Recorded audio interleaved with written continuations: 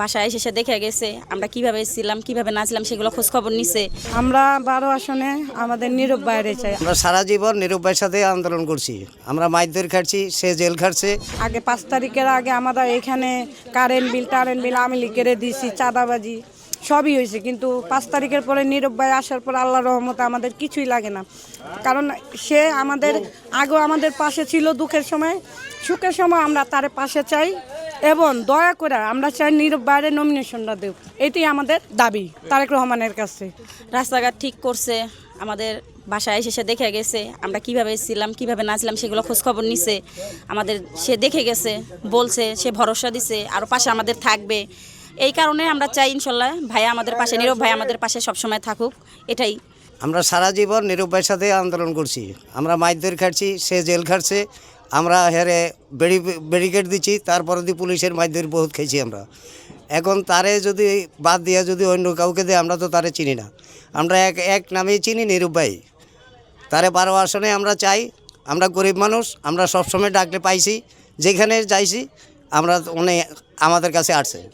আমরা এখন ওনারা ছাড়া তো আর কারো করে চিনি না। এখন নীরব ভাই 12 আসনে যদি আমাদের দানের শীষে যদি প্রার্থী হয়, আমরা এটাই সবচেয়ে মূল্যবান আশা করি। রাজনৈতিক সিদ্ধান্ত তো সর্বোচ্চ সিদ্ধান্ত, তারপরও কিছু কথা থেকে যায়। আমরা যারা সাধারণ মানুষ আছি, আমরা দীর্ঘদিন 17 বছর এখানে আন্দোলন সংগ্রাম করেছি।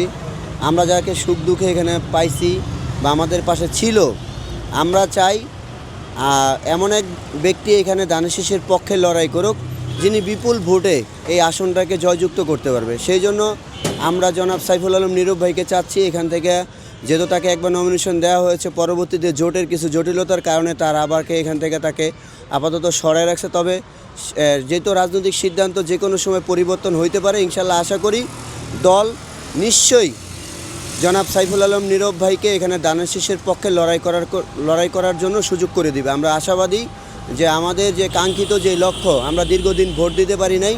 আমার জীবনের আমি প্রথম ভোট এখন পর্যন্ত দিতে পারি নাই। আমার জীবনের প্রথম ভোট দানের শীষের পক্ষের মানুষের পক্ষেই হোক ইনশাল্লাহ। নতুন যে মুখ আসে, এই মুখ তো আমরা চিনি না। সে আমাকে সম্বন্ধে জানেও না। আমরাও জেল কাটছি, আমি দুইবার জেল কাটছি। তাইলে এরপর যদি এখন যদি নীরব ভাইয়ের যদি এই আসন থেকে সরায়, তাইলে এই আসন হারাইতে হবে বিএনপি। এখন আমরা নীরব ভাইয়েরই চাই 12 আসন থেকে।